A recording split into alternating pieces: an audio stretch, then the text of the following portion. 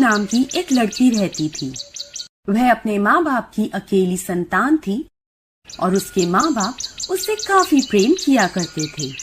उसकी उम्र 5 वर्ष थी।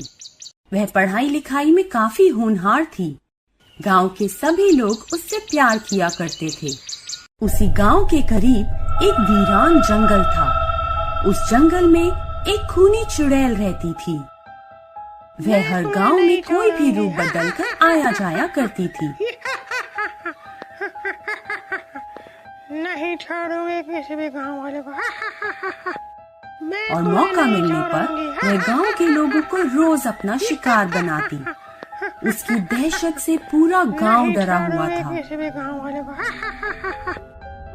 पूरे गांव के लोग इस कदर डरे हुए थे कि वे एक दूसरे को ही चुड़ैल समझने लगते और हमेशा एक दूसरे पर शक किया करते थे।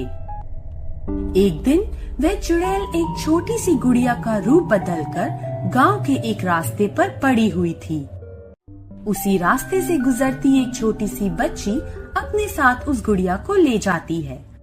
उसके माँ बाप उस गुड़िया को अपनी बच्ची के साथ देखते हैं और उससे पूछते हैं कि मीनू बेटी, तुम यह गुड़िया कहाँ से लेकर आई हो?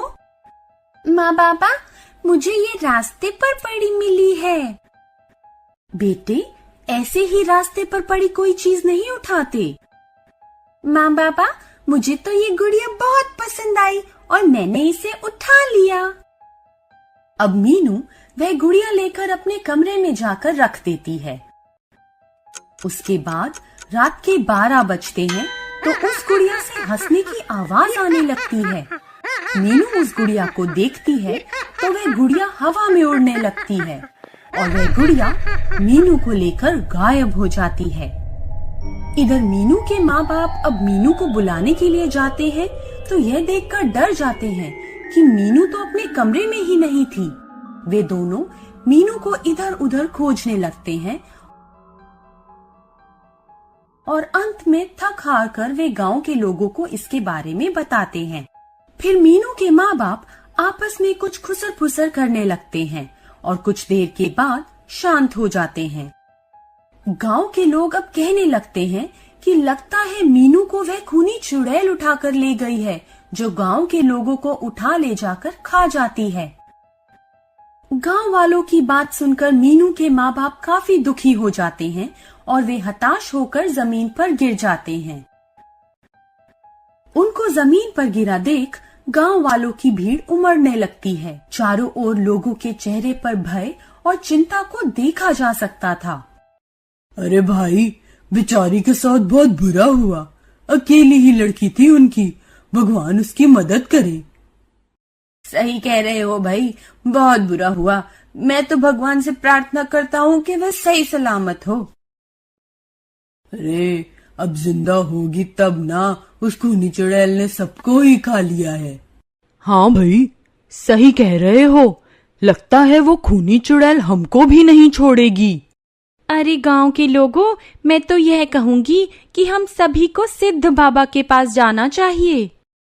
सिद्ध बाबा गांव के समीप एक कोने में रहते थे।